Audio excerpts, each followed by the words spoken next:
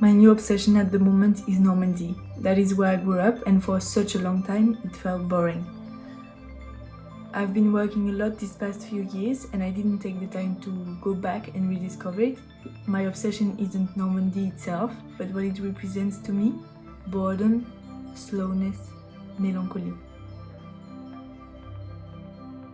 Time here has a different texture. It stretches, it cares, and I've rediscovered what I used to take for granted: time and nature.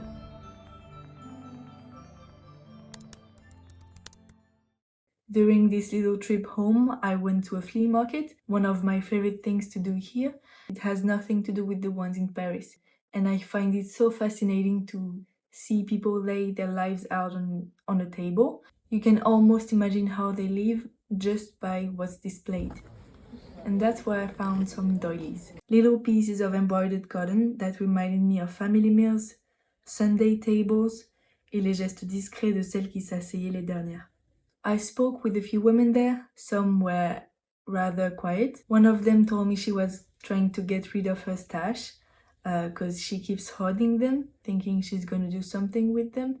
And it felt funny because it was as if I was looking into a mirror, because that was exactly what I was doing. Merci beaucoup. Eh ben bon courage alors. Merci, à vous aussi. Another woman had kept her doilies tucked away in drawers for years, waiting for a special occasion. As I sorted through them, she was rediscovering them with my eyes. When I explained what I was going to make, she lit up again, and I took her number so I could send her photos of the final piece. Donc que j'avais fait à ma maman. C'est vrai? Alors, je fais beaucoup de broderie. Trop bien. Mais c'est ma belle-sœur. Ah, ok. Je lui avais fait pour son anniversaire un tableau. I had no idea I would find inspiration that day, but I was drawn to these lace trims, embroidered napkins, forgotten curtains. They hold so many silent secrets. They've witnessed gatherings, conversations, and years of being tucked away quietly in the dark. I didn't know yet what I was going to do with them, but I wanted to see how they could be reborn.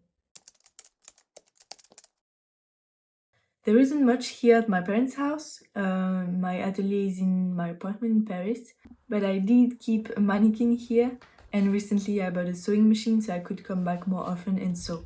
My supplies are still pretty limited, but I managed to make it work, so I started draping the pieces directly on the mannequin. If you're just starting to sew, I don't recommend this type of adjustable mannequin. They're really not great to work with, and if you continue to learn pattern making, you will grow out of it eventually, and you'll have to replace it pretty quickly. I pinned the pieces on one by one until the shape made sense, and I didn't want to cut anything, so it felt like putting together a puzzle with no reference image. Once everything was in place, I basted each piece with black thread, which I'd later remove. This step helps keep everything from slipping when you sew, and it allowed me to check the fit before committing. I ended up adding a dart in the back because it was gaping a bit too much. I recently bought this machine from a friend and brought it back to Normandy. It doesn't have a real space yet, but it's just standing here next to the piano. I had to tame it a little. It's like driving a new car. You have to learn its quirks, its rhythm, and how to speak its language. I didn't have a sewing stool, so I used the piano stool instead. I sat on my machine the way one sits at a piano, not on a professional chair, but on the same stool I used as a child. Sewing, like music, requires you to be fully present. In the movement, in the sound, in the breath.